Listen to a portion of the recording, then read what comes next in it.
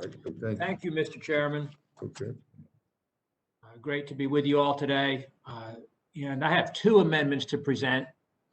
The first one, HR 842 allows the National Labor Relations Board to levy financial penalties against businesses, corporate officers, and directors who can be held individually liable for unfair labor practices. This amendment applies HR's 842 private right of action, expanded liabilities, and new penalties to unfair labor practices by unions in the same way they apply to employers. Again, HR 842 radically expands liabilities and imposes penalties for unfair labor practices committed by employers under NLRA.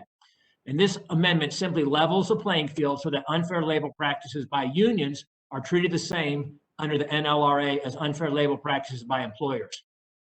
Current law under the NLRA applies to both union and employers' unfair labor practices, but HR 842 only expands that liability, increases penalties for unlawful employer actions. Yet another example of how this bill is more about the power of union bosses than the power of about the rights of workers. Republicans believe in equal application of the law. Unfortunately, Democrats only seem to believe in penalizing employers and letting the union bosses off the hook. By imposing one-sided liabilities and penalties for unfair labor practices, Democrats are tacitly admitting they don't think unions should be held to the same standards as employers. So if Democrats want to alter the NLRA to punish unfair labor practices, equal penalties should apply regardless of who is violating the law. So I urge my colleagues to adopt this amendment and level the playing field between employers and union in unfair labor practices. Failing to adopt it is inequitable and exposes Democrats' singular interests in only promoting the interests of organized labor. My second amendment, no pun intended with the previous discussion. My second amendment would amend the Labor Management Reporting and Disclosure Act to provide greater fairness and transparency for job creators and the American worker by prohibiting so-called neutrality agreements. Neutrality agreements are entered into by employers and labor organizers, promising the employer will remain neutral in labor organizing efforts. But sadly, those agreements are often anything but neutral in theory or in practice. Neutrality agreements guarantee that workers will only hear one side of the story in labor organizing efforts, only the side presenting the union boss's interests.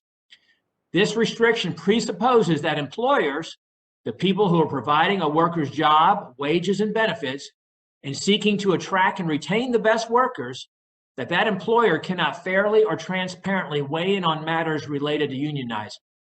In short, neutrality agreements are grounded in the same anti-business presuppositions as other leftist labor policy that assumes businesses are nefarious actors working against their employees. Furthermore, neutrality agreements are essentially things of value that should be prohibited and not exchanged between companies and unions. Businesses that do not agree to neutrality agreements are often subject to long-term and sustained harassment from labor organizers, which destroys their reputations and their livelihood, not to mention ultimately the livelihood of their workers.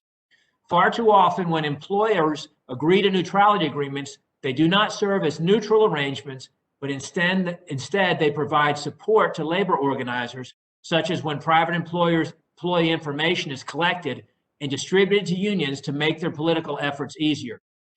With neutrality agreements, employers often must choose between being tarred and feathered by labor organizations or colluding with them at the ultimate expense of their employees and the viability of their businesses. So I urge my colleagues to adopt this amendment as well. Thank you, sir. Thank you very much. Mr. Grothman.